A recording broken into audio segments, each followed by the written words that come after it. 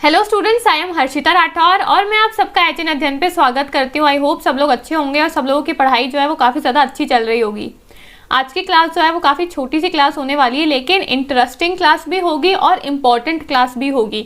आज की क्लास में हम पढ़ेंगे बेसिक्स ऑफ कम्युनिकेशन। जो हमारा कम्युनिकेशन का चैप्टर है उसके अंदर जो बेसिक जो इंट्रोडक्शन पार्ट है उससे हम हमारे कम्युनिकेशन के चैप्टर को आज शुरू करने वाले हैं। तो इसलिए काफ़ी बेसिक क्लास होने वाली है, लेकिन काफ़ी इंपॉर्टेंट भी क्लास है, क्योंकि जब तक हमको किसी चैप्टर का बेसिक नहीं पता है तो हम उससे आगे हायर है ना नहीं बढ़ सकते, उससे आगे हम नहीं बढ़ सकते उस चैप्टर में। तो हमको बेसिक्स जो है, इंट्रोडक्शन जो है वो हर चैप्टर का क्लियर होना चाहिए। तो आज की क्लास जो है वो बेसिक्स के ऊपर ही होने वाली है, अबाउट द कम्युनिकेशन की क्लास। ठीक है, क्लास को शुरू करने से पहले मैं आपको बता देती हूँ कि हमने 2024 जून एग्जाम के लिए बैचेस को स्टार्ट कर रखा है। बैचेस जो है वो पेपर 1 और पेपर 2 हिंदी साहित्य दोनों के ही बैचेस आपको अवेलेबल मिलेंगे हमारे चैनल के ऊपर। तो आप दोनों ही बैचेस में से किसी भी बैच में इंटरेस्टेड हो तो आप हमारे बैचेस को ज्वाइन कर सकते हो। ठीक है, बैचेस के अंदर आपको क्या क्या मिलेगा, तो आपको कंप्लीट क्लासेस मिलेंगी बैचेस के अंदर, जहाँ पे आपको पेपर 1 और पेपर 2 हिंदी साहित्य दोनों का ही कंप्लीट सिलेबस जो है वो कवर करवाया जाएगा। पेपर 1 के आपकी सभी जो 10 यूनिट्स है वो मैं कवर करवाऊंगी। ठीक है, तो जो कहना क्लासेस है वो आपको दोनों ही भाषाओं यानी कि हिंदी और इंग्लिश दोनों ही लैंग्वेज में आपको क्लासेस जो है वो देखने को मिलेंगी। क्लासेस के साथ साथ आपको उनके पीडीएफ के नोट्स भी दिए जाएंगे, जो भी आपको हिंदी और इंग्लिश दोनों ही लैंग्वेज के अंदर मिलेंगे। ठीक है, पेपर 1 के लिए फिर आपका लाइव डिस्कशन भी रहेगा, जहाँ पे हम लोग आपके साथ में मीटिंग करेंगे, आपकी जो भी प्रॉब्लम्स है उसको सॉल्व करेंगे और आपको 15+ टेस्ट भी दिए जाएंगे, जहाँ पे आपको सेक्शनल टेस्ट और फुल लेंथ के टेस्ट दोनों ही तरीके के टेस्ट मिलेंगे, सो दैट आप जब भी एग्जाम देने के लिए जाओ तो आप सबसे पहली बार एग्जाम के अंदर ही मत नहीं बैठो, आपको पहले से ही प्रैक्टिस हो कि भी एग्जाम किस तरीके से देते हैं, किस तरीके से क्वेश्चंस आते हैं, हमको किस तरीके से टाइम मैनेजमेंट करना है। ये सारी प्रैक्टिस जो है वो हम लोग पहले से ही आपको करा के फिर एग्जाम के अंदर भेजेंगे। ठीक है, तो ये सारा कुछ आपको हमारे बैचेस के अंदर मिल सकता है। पेपर 1 का बैचेस है, अगर आप इंटरेस्टेड हो तो आप बैचेस के अंदर एनरोल कर सकते हो। ये जो दिया हुआ नंबर है 9450403952, इस नंबर पे आप हमको व्हाट्सएप या फिर टेलीग्राम पे कांटेक्ट कर सकते हो और बैचेस की जो भी पूरी जानकारी है, क्या ऑफर्स चल रहे हैं, क्या जो भी फीस वगैरह है, वो सब कुछ आप है ना पता लगा सकते हो इस नंबर पे कांटेक्ट करके। ठीक है, अब हम शुरू करते हैं हमारी आज की क्लास, जो कि रहने वाली है अबाउट द कम्युनिकेशन और कम्युनिकेशन के बेसिक्स के ऊपर। तो सबसे पहले हम करने क्या वाले हैं, इस क्लास में क्या पढ़ने वाले हैं, उसका छोटा सा इंट्रोडक्शन दे देती हूँ। सबसे पहले हम करेंगे कि कम्युनिकेशन जो वर्ड है उस टर्म का मतलब क्या होता है, थोड़ा सा उसका इंट्रोडक्शन देखेंगे।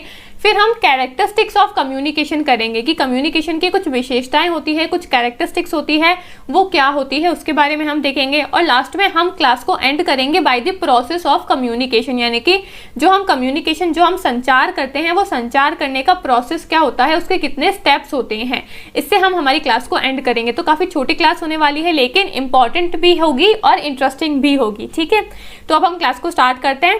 सबसे पहले हम ये देखते हैं, किसी भी चैप्टर को शुरू करने से पहले मैं उस चैप्टर का जो नाम है उसका मतलब बताने की कोशिश करती हूँ, ताकि अगर आपको वर्ड समझ में आ जाएगा, जो चैप्टर दिया हुआ है उसका अगर आपको नाम ही नहीं पता होगा तो आप आगे की कहानी नहीं समझ पाओगे। तो चैप्टर को शुरू करने से पहले उसका नाम क्या कहता है, उसका मतलब क्या है, वो कहाँ से ओरिजिन हुआ है, उसके बारे में थोड़ा सा आपको हिस्ट्री पता होनी चाहिए। ठीक है, थोड़ी सी आपको बेसिक्स पता होनी चाहिए। तो हम शुरू करते हैं कि जो कम्युनिकेशन वर्ड है, इस कम्युनिकेशन का मतलब क्या होता है, यानी कि जो संचार जो शब्द दिया हुआ है, ये संचार बेसिकली होता क्या है, कम्युनिकेशन होता क्या है। ठीक है, तो कम्युनिकेशन क्या होता है, The word communication has been derived from the Latin word communis, which means common। ठीक है, यानी कि कम्युनिकेशन जो संचार शब्द है वो लैटिन शब्द कम्युनिस से उद्धृत हुआ है, जिसका अर्थ क्या है, कॉमन यानी कि सामान्य। तो सबसे पहला तो आपको क्या पता चला, कम्युनिकेशन जो है वो लैटिन शब्द से आया है। तो आपसे एग्जाम में ये भी पूछा जा सकता है कि कम्युनिकेशन जो है वो कौन से वर्ड से डिराइव किया गया है, तो वो लैटिन वर्ड से डिराइव किया गया है। और लैटिन वर्ड कौन सा है, वो वर्ड है कम्युनिस्ट। ठीक है, ये आपसे एग्जाम में ऑलरेडी पूछ चुके हैं कि कम्युनिकेशन जो है वो कौन कौन से शब्द से आया है, तो कम्युनिस्ट और कम्युनिकेयर। ठीक है, ये दो शब्द है जहां से मिलकर आपका कम्युनिकेशन वर्ड जो है वो आया है। आपका ये PYQ रह चुका है। ठीक है, तो आपको हर एक लाइन पे है ना स्ट्रेस करना है, क्योंकि किसी भी लाइन से कोई भी क्वेश्चन बन सकता है। ठीक है, तो आपको याद रखना है कि कम्युनिकेशन जो है वो कम्युनिस्ट वर्ड से डिराइव किया गया है, लैटिन वर्ड है, जिसका क्या मतलब है, कॉमन। कॉमन मतलब क्या होता है, सामान्य। मतलब कम्युनिकेशन यानी कि संचार होता क्या है, दो लोगों के बीच में कोई भी किसी चीज को लेकर कोई भी बातचीत हो रही है, कोई भी संचार हो रहा है, यानी कि किसी भी इंफॉर्मेशन का आदान प्रदान हो रहा है, तो उसको हम क्या कहते हैं, सिंपल भाषा में उसको हम कम्युनिकेशन यानी कि संचार के नाम से समझते हैं। ठीक है, now communication means sharing of ideas in common. मतलब कम्युनिकेशन का मतलब क्या होता है? संचार का अर्थ है विचारों को साझा करना। जब भी हम हमारी इंफॉर्मेशन एक आदमी से दूसरे आदमी तक पहुंचाते हैं, जब भी हम हमारे विचारों का आदान प्रदान करते हैं, जब भी हम हमारे आइडियाज को शेयर करते हैं दूसरों तक, तो उसको ही हम क्या कहते हैं? कम्युनिकेशन कहते हैं, उसको हम संचार कहते हैं। तो ये बेसिक मतलब होता है कम्युनिकेशन का कि संचार होता क्या है? जब भी हम हमारे थॉट्स का आदान प्रदान करते हैं, हमारे आइडियाज को शेयर करते हैं, उसको कहते हैं कम्युनिकेशन करना, यानी कि संचार करना। ठीक है, तो ये आपकी बेसिक इंट्रोडक्शन था, बेसिक डेफिनेशन थी कम्युनिकेशन की। ठीक, अब हम बढ़ते हैं आगे। अब हम देखते हैं कि कैरेक्टरिस्टिक्स यानी कि विशेषताएं कौन कौन सी होती है कम्युनिकेशन की। तो कम्युनिकेशन की विशेषताएं आपको पता होनी चाहिए। सबसे पहला है दो तरफा संचार यानी कि टू वे प्रोसेस। कम्युनिकेशन जो है वो दो तरफा यानी कि टू वे प्रोसेस होता है। कम्युनिकेशन को करने के लिए हमको कम से कम दो लोगों की जरूरत होती है। ठीक है, हाँ, except one type of communication जिसको हम कहते हैं इंट्रापर्सनल कम्युनिकेशन, जहाँ पे हम सेल्फ टॉक यानी कि जहाँ पे हम सिर्फ खुद से बात कर सकते हैं। लेकिन उस टाइप ऑफ कम्युनिकेशन को छोड़ के बाकी जितने भी टाइप्स ऑफ कम्युनिकेशन है, बाकी जितने भी प्रकार है संचार के, उनको करने के लिए आपको मिनिमम दो लोगों की जरूरत तो पड़ेगी ही पड़ेगी। ठीक है, तो इसलिए यहाँ पे कहा गया है कि कम्युनिकेशन जो है वो टू वे प्रोसेस यानी कि दो तरफा होता है। यानी कि कम्युनिकेशन को करने के लिए आपके पास में मिनिमम दो या दो से ज्यादा हो सकते हैं, लेकिन मिनिमम दो लोग होने ही चाहिए, तभी संचार हो सकता है, तभी कम्युनिकेशन जो है वो पॉसिबल हो सकता है। ठीक है, अब कम्युनिकेशन को करने के लिए, संचार को करने के लिए दो लोग कौन कौन से होंगे? एक होगा आपका सेंडर, एक होगा आपका रिसीवर। ठीक है, सेंडर कौन होता है? सेंडर होता है जो मैसेज को सेंड करता है, यानी कि जो आपका मैसेज है, जो आइडिया है, जिसके दिमाग में वो अपनी दिमाग से आइडिया को दूसरे तक पहुंचाना चाहता है, तो वो होता है सेंडर यानी कि प्रेषक, जो अपनी बात को दूसरों तक पहुंचाना चाहता है, अपने आइडिया को दूसरों तक पहुंचाना चाहता है। तो एक हो गया आपका सेंडर, एक होता है आपका रिसीवर। रिसीवर क्या होता है? ये होता है आपका प्राप्तकर्ता, जो आपके मैसेज को प्राप्त करता है। सेंडर ने मैसेज भेजा, रिसीवर ने उस मैसेज को रिसीव करा। सेंडर को हम कहते हैं प्रेषक, रिसीवर को हम कहते हैं प्राप्तकर्ता। तो ये दो लोगों की हमको जरूरत होती है कम्युनिकेशन करने के लिए। एक इंसान कोई मैसेज को भेज रहा है, दूसरा उस मैसेज को रिसीव कर रहा है। जब ये दोनों एक टाइम पे प्रेजेंट होंगे या फिर जब ये दोनों इंसान है ना कम्युनिकेशन में प्रेजेंट होंगे, तभी आपका संचार यानी कि तभी आपका कम्युनिकेशन जो है वो पॉसिबल हो सकता है। तो इसलिए कहा है कि कम्युनिकेशन जो है वो टू वे प्रोसेस होता है, जहाँ पे एक आदमी मैसेज को भेजता है, दूसरा उसको रिसीव करता है। ठीक है, फिर नेक्स्ट पॉइंट है एक्सचेंज ऑफ आइडियाज यानी कि विचारों का आदान प्रदान। कम्युनिकेशन जो है, संचार जो है, उसमें क्या होता है? विचारों का आदान प्रदान होता है। Communication can not be thought in the presence of exchange of ideas, यानी कि विचारों के आदान प्रदान के अभाव में संचार के बारे में सोचा भी नहीं जा सकता है। अब भाई अगर हमको संचार करना है, हमको कम्युनिकेशन करना है, इसका क्या मतलब है? भाई मैं कम्युनिकेट करना चाहती हूँ, मतलब मैं अपने विचारों को दूसरों तक पहुंचाना चाहती हूँ। अब जब भी मैं कम्युनिकेशन करूंगी तो मैं कुछ ना कुछ अपने थॉट को दूसरों तक पहुंचाऊंगी ही पहुंचाऊंगी। मैंने आपको अभी बताया ही था कि कम्युनिकेशन का मतलब क्या होता है। जब हम सिंपल हमारे विचारों का आदान प्रदान करते हैं, शेयरिंग ऑफ आइडियाज को ही हम कम्युनिकेशन कहते हैं। तो जब भी कम्युनिकेशन होगा, जब भी संचार होगा, तो विचारों का आदान प्रदान तो डेफिनेटली होगा ही होगा, ये तो ऑब्वियस सी बात है। ठीक है, तो कम्युनिकेशन में आपके एक्सचेंज ऑफ आइडियाज यानी कि विचारों का आदान प्रदान होता है। जब हम कम्युनिकेशन करते हैं, जब हम संचार करते हैं, तो एक आदमी अपने विचारों को दूसरों तक पहुंचाता है, इसको ही कम्युनिकेशन कहते हैं। तो कम्युनिकेशन की एक और विशेषता क्या है, कैरेक्टरिस्टिक्स क्या है कि उसमें विचारों का आदान प्रदान यानी कि एक्सचेंज ऑफ आइडियाज भी होते हैं। ठीक है, अगला पॉइंट क्या है, अगली विशेषता क्या है कम्युनिकेशन की? भाषा का ज्ञान यानी कि नॉलेज ऑफ लैंग्वेज। कम्युनिकेशन करते टाइम पे हमारे पास में लैंग्वेज की नॉलेज होनी चाहिए, भाषा का ज्ञान होना चाहिए। इसका क्या मतलब है?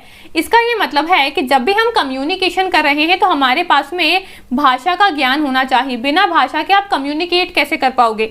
मुझे अगर मेरी बात आप तक पहुंचानी है तो मैं बिना भाषा के ज्ञान के अपनी बात आप तक पहुंचाऊंगी कैसे? मेरे पास में लैंग्वेज का ज्ञान तो होना चाहिए। ठीक है, तो इसलिए कहा गया है कि आपके कम्युनिकेशन में है ना भाषा का ज्ञान होना चाहिए। Knowledge of language should be there in your communication. ठीक है, लेकिन अब एक और बात को हमको ध्यान में रखना है कि जब भी हम कम्युनिकेट कर रहे हैं, जब भी हम संचार कर रहे हैं, जब भी हम कम्युनिकेशन कर रहे हैं, भाषा कैसी होनी चाहिए? भाषा रिसीवर के अकॉर्डिंग होनी चाहिए, प्राप्तकर्ता के अकॉर्डिंग होनी चाहिए, हमारी ऑडियंसेस के अकॉर्डिंग होनी चाहिए। यानी कि अगर मैं सेंडर हूँ, मुझे अपनी बात आप तक पहुँचानी है, तो मैं अपनी बात आप तक कैसे पहुंचाऊंगी? अगर मुझे पता है कि मेरी ऑडियंस कैसी है, उनको कैसी भाषा का ज्ञान है, आपकी भाषा के अकॉर्डिंग मुझे अपनी भाषा को कन्वर्ट करना होगा और फिर उसके अंदर मुझे अपने आइडिया को आप तक पहुंचाना होगा। सपोज अगर आप लोगों को है ना इंग्लिश लैंग्वेज नहीं आती है, ठीक है, आपको इंग्लिश बिल्कुल भी नहीं आती है, सिर्फ आप हिंदी ही लैंग्वेज समझते हो, तो मुझे अगर अपना आइडिया कोई भी आप तक पहुंचाना है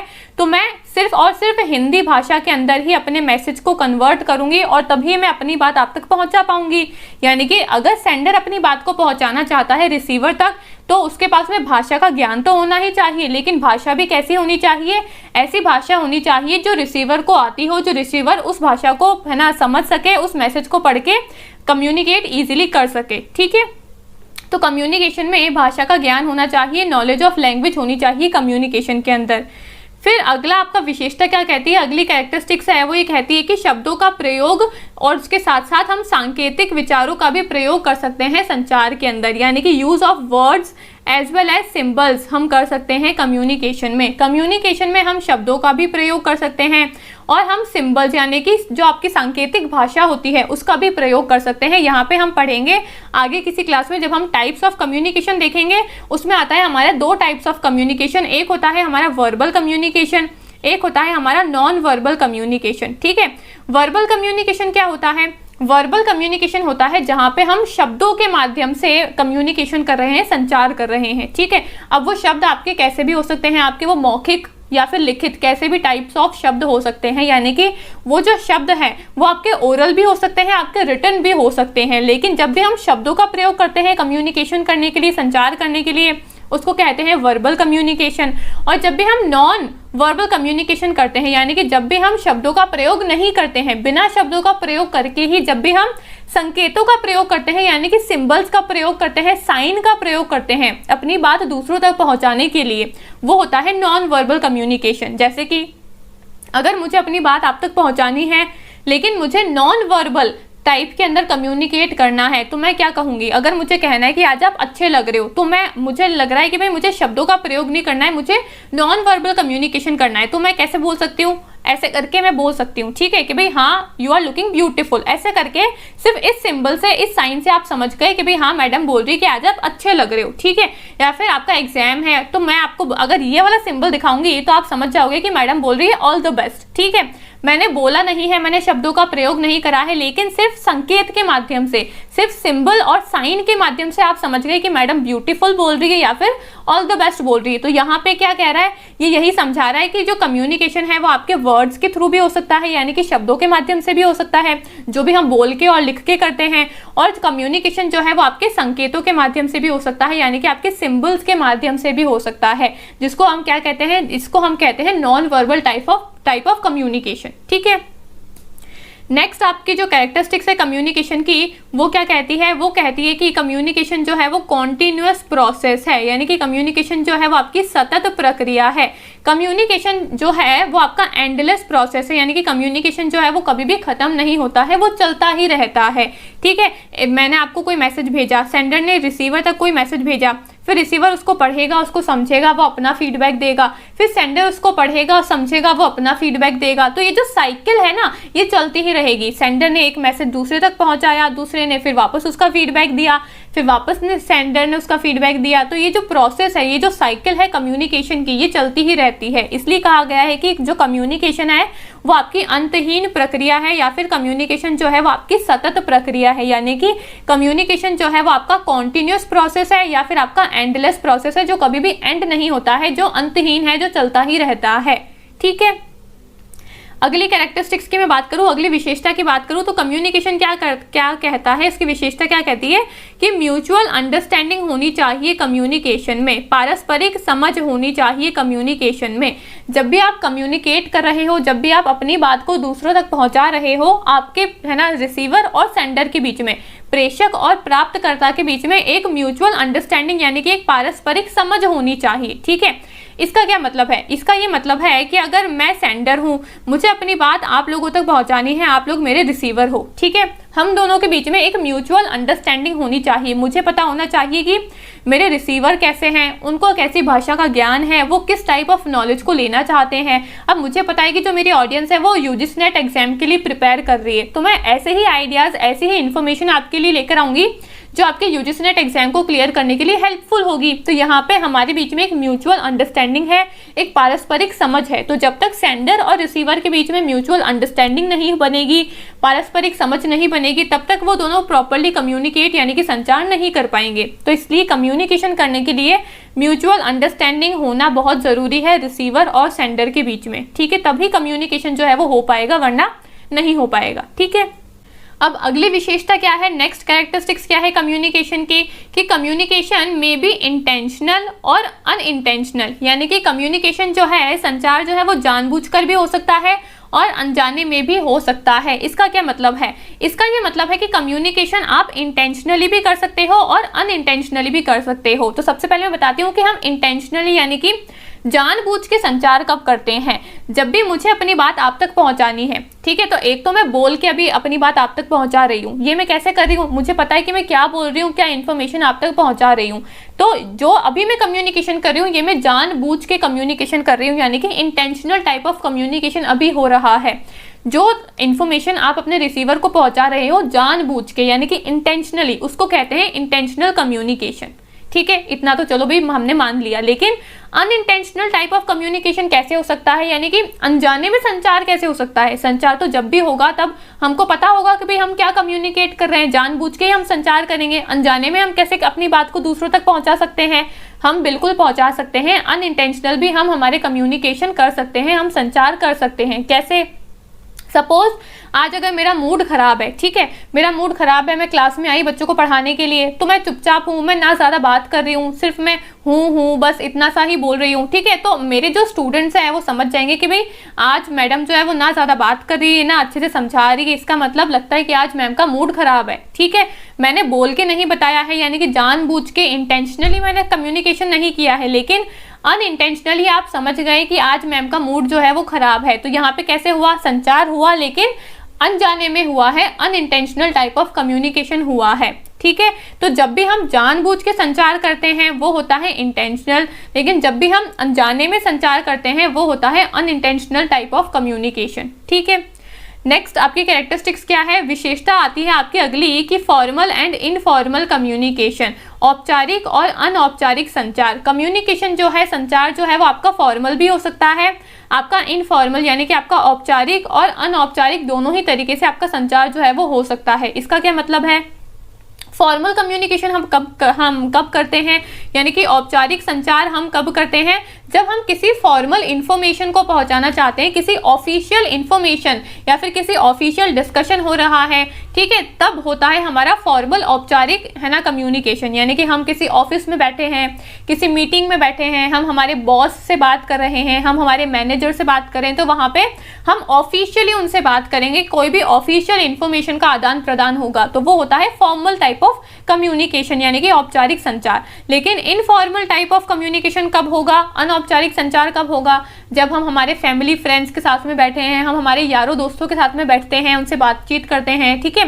हंसी मजाक जो हम करते हैं वो होता है इनफॉर्मल। वहाँ पे हम किसी भी ऑफिशियल इन्फॉर्मेशन को तो नहीं शेयर कर रहे हैं, कोई भी ऑफिशियल है ना फॉर्मल इन्फॉर्मेशन का तो आदान प्रदान नहीं हो रहा है, वहाँ पे हम हंसी मजाक करते हैं, बातें करते हैं, वो होता है आपका इनफॉर्मल टाइप ऑफ कम्युनिकेशन, अनौपचारिक कम्युनिकेशन, ठीक है। तो इसलिए बोला है कि जो आपका संचार है, जो आपका कम्युनिकेशन है, वो आपका फॉर्मल इनफॉर्मल दोनों ही हो सकता है, यानी कि औपचारिक भी हो सकता है, जब भी आप किसी मीटिंग में हो, किसी बॉस से बात कर रहे हो, अपने कलीग से बात कर रहे हो, मैनेजर से बात कर रहे हो, कोई भी ऑफिशियल इन्फॉर्मेशन का आदान प्रदान हो रहा है, तो वहाँ पे होगा फॉर्मल टाइप ऑफ कम्युनिकेशन। जब भी आप अपने फ्रेंड्स के साथ में हो, फैमिली के साथ में हो, तो वहाँ पे होगा आपका अनौपचारिक यानी कि इनफॉर्मल टाइप ऑफ कम्युनिकेशन, ठीक है।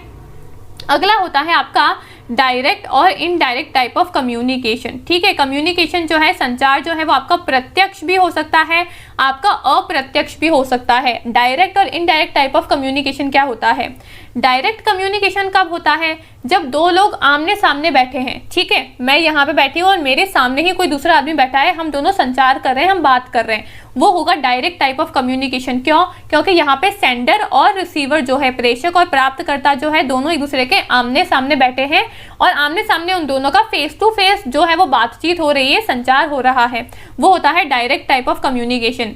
इनडायरेक्ट टाइप ऑफ कम्युनिकेशन क्या होता है? जब हम दोनों यानी कि जो सेंडर और जो रिसीवर है, प्रेषक और जो प्राप्त करता है, वो आमने सामने नहीं बैठे हैं, वो किसी किसी मीडियम के थ्रू, किसी मीन्स ऑफ मीडियम के थ्रू, किसी माध्यम के थ्रू वो जुड़े हुए हैं और वो किसी माध्यम के थ्रू बात कर रहे हैं, वो होता है इनडायरेक्ट टाइप ऑफ कम्युनिकेशन। जैसे कि अभी यहाँ पे हो रहा है, अब मैं आप लोगों से अगर बात कर रही हूँ, अपनी बात मैं आप लोगों तक पहुंचा रही हूँ, अपनी इन्फॉर्मेशन अगर मैं आप लोगों तक पहुंचा रही हूँ, तो हम दोनों आमने सामने तो नहीं बैठे हैं ना, ठीक है, हम लोग इंटरनेट से जुड़े हुए हैं, ठीक है, तो इंटरनेट के थ्रू हम लोग बात कर पा रहे हैं, तो ये है इनडायरेक्ट टाइप ऑफ कम्युनिकेशन। लेकिन अगर मैं बैठी होती, आप लोग मेरे सामने क्लास के अंदर बैठे होते और मैं आपको पढ़ाती, तो वो हम दोनों आमने सामने बैठे होते, तब होता हमारा डायरेक्ट टाइप ऑफ कम्युनिकेशन, ठीक है। तो कम्युनिकेशन आपका डायरेक्ट भी हो सकता है, आपका इनडायरेक्ट भी हो सकता है। अब इनडायरेक्ट टाइप ऑफ कम्युनिकेशन में आपके दो और तरीके के कम्युनिकेशन आते हैं, जहां से मोस्टली देखा गया है कि क्वेश्चन जो है वो बनता ही है। वो होता है आपका सिंक्रोनस कम्युनिकेशन और एक होता है आपका असिंक्रोनस कम्युनिकेशन, ठीक है। एक तो होता है आपका सिंक्रोनस, एक होता है आपका असिंक्रोनस कम्युनिकेशन, ठीक है। सिंक्रोनस कम्युनिकेशन क्या होता है? सिंक्रोनस कम्युनिकेशन होता है जब दो जने आमने सामने नहीं बैठे हैं, वो तो आपका डायरेक्ट हो गया, ठीक है। इनडायरेक्ट जब दो आदमी है ना, यानी कि जो आपका सेंडर और जो रिसीवर है वो आमने सामने नहीं बैठे हैं, लेकिन वो रियल टाइम में कम्युनिकेट कर रहे हैं, वो होता है आपका सिंक्रोनस कम्युनिकेशन, ठीक है। और जब दो इंसान रियल टाइम में कम्युनिकेट नहीं करते हैं, वो होता है आपका असिंक्रोनस कम्युनिकेशन। अब रियल टाइम का क्या मतलब है? रियल टाइम का मतलब है कि अगर मैं फ़ोन पे आपसे बात कर रही हूँ, तो मैं यहाँ पे फ़ोन पे आपको हेलो बोल सकती हूँ, आप डायरेक्ट उसी टाइम पे मेरे को फ़ोन पे वापस से हेलो का रिप्लाई कर सकते हो। तो यानी कि जो मैसेज भेज रही हूँ मैं आपको, जो आप मुझे मैसेज भेज रहे हो, वो रियल टाइम में हमारी कॉन्वर्सेशन हो रही है, हमारी बातचीत जो है वो एक ही टाइम पे हो रही है, ठीक है। ऐसे तो नहीं है कि फ़ोन पे मैंने आपको आज हेलो बोला, आप मेरे को कल उस हेलो का जवाब दोगे, नहीं ना। रियल टाइम में कॉन्वर्सेशन होती है फ़ोन पे, हम वीडियो कॉल पे बात करते हैं, तो वीडियो कॉल पे भी हम आमने सामने नहीं है, हम उस फ़ोन के माध्यम से बात कर रहे हैं, ठीक है। लेकिन हम रियल टाइम पे बात कर सकते हैं, मैं रियल टाइम पे आपसे कुछ सवाल पूछ सकती हूँ, आप रियल टाइम पे मेरे को उसका जवाब दे सकते हो। हम गूगल मीटिंग में बैठते हैं, वो भी हमारा रियल टाइप है ना, रियल टाइम का एग्जाम्पल है। यानी कि ये सब कुछ होता है हमारा सिंक्रोनस टाइप ऑफ कम्युनिकेशन का एग्जाम्पल, ठीक है। यानी कि जहाँ पे हम रियल टाइम में बैठ के कम्युनिकेट करते हैं, लेकिन हम इनडायरेक्टली कम्युनिकेट कर रहे हैं, यानी कि आमने सामने नहीं बैठे हैं, किसी मीडियम के थ्रू बात कर रहे हैं, लेकिन रियल टाइम में खाना कॉन्वर्सेशन हो रही है, वो होता है सिंक्रोनस कम्युनिकेशन। असिंक्रोनस कम्युनिकेशन जहाँ पे हम रियल टाइम में कम्युनिकेट नहीं कर पाते हैं, ठीक है। जैसे कि ईमेल के थ्रू आपने मुझे आज मेल करा, ठीक है। अब मैं जब भी मेल देखूंगी तब फिर मैं उस मेल का रिप्लाई करूंगी, रियल टाइम में कॉन्वर्सेशन नहीं हो रही है ना। आपने आज मैसेज करा, आज मेल करा मुझे, मैं कल या परसों जब भी मेल देखूंगी तब मैं उसका रिप्लाई करूंगी, यानी कि आपको जो फीडबैक है, जो रिप्लाई है, वो बाद में मिलेगा, सेम उसी समय नहीं मिलेगा। तो रियल टाइम का मतलब होता है उसी समय पे, मैंने आपको इसी समय पे मैसेज भेजा, आपने इसी समय पे मेरे को उसका रिप्लाई कर दिया, वो होता है रियल टाइम। लेकिन जहाँ पे हम रियल टाइम में कम्युनिकेट नहीं करते हैं, वो होता है असिंक्रोनस कम्युनिकेशन, ठीक है। आई होप मैंने बहुत अच्छे से समझा दिया होगा आपको कि सिंक्रोनस और असिंक्रोनस क्या होता है। सिंक्रोनस जब हम रियल टाइम में कम्युनिकेशन करते हैं, असिंक्रोनस जब हम रियल टाइम में कम्युनिकेशन नहीं करते हैं, ठीक है। तो ये आपके इनडायरेक्ट टाइप ऑफ कम्युनिकेशन के ही दो टाइप्स है, जहाँ से हर बार क्वेश्चन आते ही आते हैं और आपसे एग्जाम्पल में पूछा जाता है कि भाई आपको दे देंगे 4-5 ऑप्शंस, आपसे पूछेंगे कि बताओ इनमें से कौन सा सिंक्रोनस टाइप ऑफ है ना कम्युनिकेशन का एग्जाम्पल है, या फिर कौन सा असिंक्रोनस टाइप ऑफ कम्युनिकेशन का एग्जाम्पल है। तो आपको है ना वो जो ऑप्शन है, ऑप्शन के अंदर दे सकते हैं कि ईमेल, फिर वो दे देंगे आपको वीडियो कॉल, ठीक है, वीडियो कॉल दे देंगे, एक वो दे देंगे आपको इंस्टेंट मैसेजिंग, ठीक है, इंस्टेंट मैसेजिंग, एक वो दे देंगे आपको फ़ोन कॉल। तो इन सब में से जो ईमेल है वो है आपका असिंक्रोनस, बाकी वीडियो कॉल हो गया आपका, फ़ोन कॉल हो गया आपका, कॉन्फ्रेंसिंग कॉल हो गया आपका, ठीक है। आपका इंस्टेंट मैसेंजर्स जो होते हैं वो हो गए आपके, जहाँ पे हम चैटिंग करते हैं, तो मैं आपसे रियल टाइम में पूछ सकती हूँ कोई भी सवाल, कोई भी मैं आपसे चैटिंग कर सकती हूँ, बात कर सकती हूँ, और आप रियल टाइम में ही मेरे को उसका जवाब भी दे सकते हो, ठीक है। तो ये सब कुछ है आपका असिंक्रोनस, लेकिन ईमेल जो है वो है, ये सब कुछ है आपका सिंक्रोनस, लेकिन ईमेल जो है वो है आपका असिंक्रोनस टाइप ऑफ कम्युनिकेशन, ठीक है। अब नेक्स्ट और लास्ट टॉपिक है हमारी आज की क्लास का प्रोसेस ऑफ कम्युनिकेशन, यानी कि संचार के कितने प्रोसेस होते हैं या फिर संचार करने का प्रोसेस क्या है, स्टेजेस कौन कौन सी है। तो कम्युनिकेशन करने में सबसे पहले होता है हमारे पास में सेंडर। ठीक है, सेंडर कौन है, प्रेषक है जो मैसेज को सेंड करता है, जो मैसेज को दूसरों तक पहुंचाता है। ठीक है, फिर मैसेज क्या, सेंडर क्या करता है, उस मैसेज की एनकोडिंग करता है। एनकोडिंग का मतलब होता है कूट लेखन करना। ठीक है, एनकोडिंग मतलब मेरे दिमाग में कोई मैसेज है लेकिन उस मैसेज को मैं चाहती हूँ कि मैं अपने स्टूडेंट्स तक पहुँचाऊँ, तो मैं कैसे पहुँचाऊँगी। आप लोग मेरे दिमाग को पढ़ सकते हो क्या, भाई मैसेज तो मेरे दिमाग में है, तो अब आप लोग मेरे दिमाग को पढ़ लो और मैसेज को ले लो, नहीं ले सकते हो। मेरे को क्या करना पड़ेगा, उस दिमाग में जो आइडिया है उसको किसी भाषा के अंदर डालना पड़ेगा। ठीक है, शब्दों के अंदर मेरे को उसको डालना पड़ेगा और फिर मैं उसको आपको समझाऊंगी, तब आप तक वो मेरी बात जो है वो पहुंचेगी। तो इसको ही बोलते हैं इसका कूट लेखन करना, मैसेज की एनकोडिंग करना। कोई आइडिया है मेरे दिमाग में, उसको मैं किसी भाषा के अंदर डाल रही हूँ, किसी शब्दों के अंदर डाल रही हूँ, ताकि मेरे जो रिसीवर है, मेरी जो ऑडियंस है, वो उस मैसेज को अच्छे से समझ सके और हमारा संचार हो सके। तो ये होता है एनकोडिंग करना। फिर एनकोडिंग कर ली तो उसके बाद में जो मेरा मैसेज है, ठीक है, जो मेरा मैसेज है उसको मैं क्या करूँगी, किसी चैनल के माध्यम से अपने रिसीवर तक पहुँचाऊँगी। रिसीवर कौन है, प्राप्तकर्ता। सेंडर प्रेषक है जो मैसेज को भेज रहा है, तो रिसीवर, अब रिसीवर और सेंडर दोनों होने चाहिए तभी तो कम्युनिकेशन होगा ना। तो रिसीवर कौन है, प्राप्तकर्ता जो उस मैसेज को प्राप्त कर रहा है। ठीक है, फिर वो क्या करेगा, उसकी डिकोडिंग करेगा। डिकोडिंग करना यानी कि उस मैसेज को समझना। ठीक है, उस मैसेज को समझेगा फिर आपका रिसीवर, फिर उसके बाद में वो उसका फीडबैक देगा वापस से सेंडर को। फीडबैक यानी कि प्रतिक्रिया देना। तो जो मैंने आपको मैसेज भेजा है आप मुझे उसका रिप्लाई तो करोगे ही ना, तो रिप्लाई जो हम करते हैं उस रिप्लाई को हम क्या कहते हैं, फीडबैक देना। ठीक है, आपने मेरे को रिप्लाई दिया, फिर मेरे पास में आपका रिप्लाई आ गया, फिर मेरे को पता चल जाएगा कि अच्छा स्टूडेंट्स को ये बात समझ में आई या फिर नहीं समझ में आई। ठीक है, तो रिप्लाई देना बहुत इंपॉर्टेंट होता है कम्युनिकेशन के अंदर।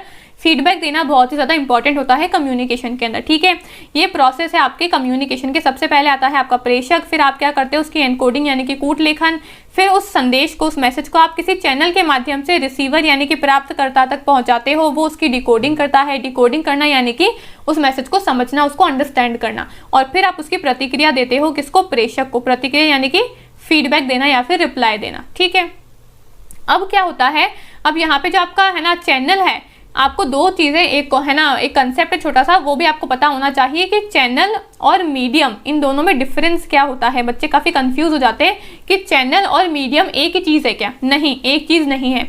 मीडियम तो होता है कि हम हमारे मैसेज को किस मीडियम के अंदर डालना चाहते हैं, हम हमारे मैसेज को किस मीडियम के थ्रू पहुंचाना चाहते हैं। हम ओरली मैसेज को भेजना चाहते हैं या फिर हम रिटन मीडियम के थ्रू भेजना चाहते हैं, है ना। बच्चे बोलते हैं ना कि मैं तो हिंदी मीडियम का हूँ, मैं इंग्लिश मीडियम का हूँ, तो वो मीडियम का मतलब चैनल थोड़ी ना होता है कि मैं हिंदी चैनल का हूँ, मैं इंग्लिश चैनल का हूँ। नहीं, मीडियम का मतलब होता है कि आप अपने मैसेज को किस भाषा में पहुंचा सकते हो। तो बच्चे बोलते हैं मैं हिंदी मीडियम का हूँ, मतलब उनका जो मीडियम है अपनी बात को पहुंचाने का वो हिंदी है।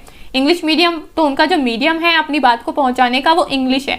तो आप अपनी बात को किस मीडियम के थ्रू पहुंचा सकते हो वो होता है आपका मीडियम। ठीक है, अब वो मीडियम आपका हिंदी भी हो सकता है, इंग्लिश भी हो सकता है, या फिर वो मीडियम आपका ओरल भी हो सकता है कि भाई मैं मौखिक तरीके से अपनी बात को पहुंचाऊंगी, या फिर रिटन भी हो सकता है कि मैं लिख के अपनी बात को पहुंचाऊंगी। ठीक है, ये होता है आपका मीडियम। लेकिन चैनल क्या होता है, चैनल होता है माध्यम, कि भाई आप किस माध्यम से अपनी बात को पहुंचाना चाहते हो अपने रिसीवर को, अपने ऑडियंसेस को। मैं फ़ोन के माध्यम से पहुंचाना चाहती हूँ, मैं टीवी के माध्यम से पहुंचाना चाहती हूँ, मैं रेडियो के माध्यम से अपनी बात को पहुंचाना चाहती हूँ। किस माध्यम, किस चैनल के थ्रू मैं अपनी बात अपनी ऑडियंस तक पहुंचाना चाहती हूँ, वो होता है चैनल। ठीक है, तो ये डिफरेंस आपको पता होना चाहिए कि चैनल और मीडियम होता क्या है। ठीक है, अब एक और छोटा सा कंसेप्ट है, वो आता है आपका फीडबैक और फीड फॉरवर्ड का। फीडबैक क्या होता है, फीडबैक होता है आपका रिप्लाई करना, यानी कि जब हमारे बीच में कम्युनिकेशन हो गया तो कम्युनिकेशन होने के बाद में, यानी कि आफ्टर द कम्युनिकेशन जो हम देते हैं उसको बोलते हैं फीडबैक। ठीक है, आफ्टर द कम्युनिकेशन ही हम रिप्लाई करेंगे। मैंने कोई बात बोली तभी तो आप मेरे को उसका रिप्लाई करोगे, तो वो होता है फीडबैक। लेकिन बिफोर द कम्युनिकेशन जो आपको इंस्ट्रक्शन दिए जाते हैं वो होता है फीड फॉरवर्ड। इसका क्या मतलब है, भाई मैं क्लास को शुरू करने वाली हूँ, लेकिन शुरू करने से पहले मैंने आपको बोल दिया है कि आज हम कम्युनिकेशन में ये टॉपिक्स को पढ़ेंगे। ठीक है, इंस्ट्रक्शन दे दिए मैंने आपको, और मैंने आपसे कहा कि क्लास के बीच में कोई भी मुझसे सवाल नहीं पूछेगा, कोई भी मुझसे अपने डाउट्स नहीं पूछेगा, है ना। अगर आप मुझसे डाउट पूछोगे क्लास के बीच में तो मेरा जो लिंक है वो टूट जाएगा, फिर मैं अच्छे से समझा नहीं पाऊंगी आपको। तो मैं एक बार एक टॉपिक को खत्म कर दूंगी, टॉपिक टॉपिक खत्म करने के बाद में मैं आपको 5 से 10 मिनट दूंगी, आपसे पूछूंगी आपके कोई डाउट है, फिर आप मेरे को अपने डाउट्स पूछना। लेकिन क्लास के बीच में पढ़ाते टाइम पे मेरे को डिस्टर्ब मत करना, मेरे से क्वेश्चंस मत पूछना, ठीक है। और फिर मैं अपनी क्लास को शुरू करूंगी, फिर मैं पढ़ाना शुरू करूंगी। तो यहाँ पे क्या हुआ, मैंने कम्युनिकेशन करने से पहले आपको कुछ इंस्ट्रक्शंस दिए, ठीक है। वो इंस्ट्रक्शंस कहलाते हैं फीड फॉरवर्ड। तो आफ्टर द कम्युनिकेशन होता है फीडबैक, बिफोर द कम्युनिकेशन जो भी हम इंस्ट्रक्शंस देते हैं उसको बोलते हैं फीड फॉरवर्ड, ठीक है। तो ये छोटे छोटे से कंसेप्ट है जो आपको पता होने चाहिए, क्योंकि इन कंसेप्ट से काफ़ी क्वेश्चंस पूछे जा चुके हैं और कब कौन सा क्वेश्चन पूछ ले हमको नहीं पता है, ठीक है। तो हमको सारे ही कंसेप्ट जो है वो क्लियर होने चाहिए हमारे दिमाग के अंदर, ठीक है। तो ये हमारी आज की छोटी सी क्लास थी जहाँ पे हमने कम्युनिकेशन का बेसिक्स देखा, उसका इंट्रोडक्शन देखा, कम्युनिकेशन का मतलब क्या होता है, उसकी विशेषताएं क्या होती है और उसका स्टेप क्या होते हैं, उसके प्रोसेसेस क्या होती है। आई होप आपको ये जो बेसिक है वो अच्छे से समझ में आ गया होगा कम्युनिकेशन की। तो आई होप आपको क्लास अच्छी लगी होगी। अगर क्लास अच्छी लगे तो इसको लाइक एंड शेयर करना और मेरे को कॉमेंट करके आप कोई भी डाउट है आपका तो वो भी आप मेरे से पूछ सकते हो, या फिर आपको कोई भी सजेशन देना है तो वो भी आप मेरे को कॉमेंट बॉक्स के अंदर दे सकते हो, ठीक है। Thank you.